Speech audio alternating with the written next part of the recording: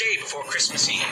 There were to be no trains on Christmas Day or Boxing Day, so Thomas and his friends were looking forward to a nice long rest in the sheds.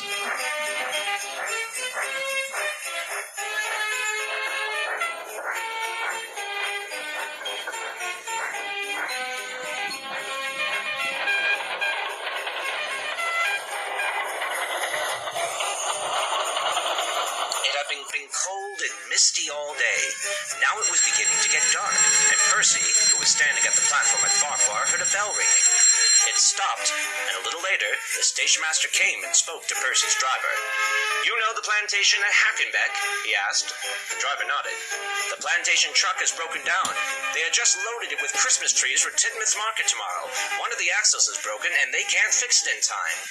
The driver scratched his head, thinking, "What do you suggest, then? That Percy takes some freight cars for the stranded trees and then goes on to Tidmouth with them?"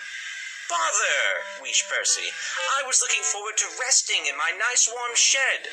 "I'm sorry, Percy," said the station master, "but think of the children who might not get a Christmas tree tomorrow if we don't help." Percy knew he was right and went to find some empty freight cars and a conductor's van to help load the trees.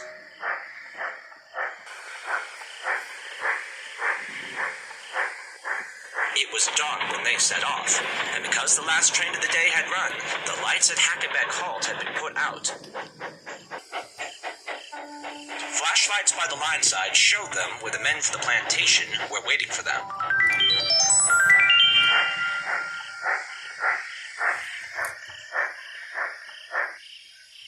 They had unloaded the trees onto a small hand barrow and pushed them a dozen at a time to a place where they could be loaded into Percy's waiting freight cars. "Thank goodness you've come," said the foreman. "You've saved our bacon, you have, and no mistake." The men loaded the trees as quickly as they could, but it was very cold, and Percy shivered as he waited. At last, they were ready, and Percy was able to puff away down the valley with his freight cars full of Christmas trees.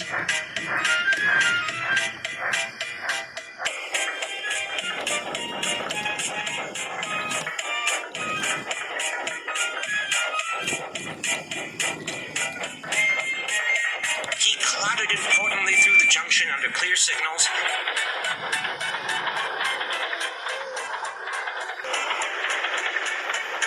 and soon reached the yard at Tidmouth.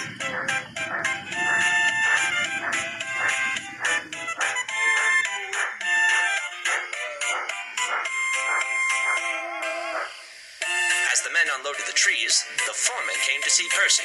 He was carrying a splendid Christmas tree under his arms. "The lads and I thought you might like to have this tree in your shed over Christmas, Percy." "Oh, yes, please, sir," said Percy excitedly. "Thank you very much. I don't know what we would have done without your help tonight, and I'll write to Sir Topham Hatt to say thank you for all your hard work. A very Merry Christmas to all of you." Percy puffed home that night feeling very proud. He had missed his nice warm shed, but it had felt good to help out.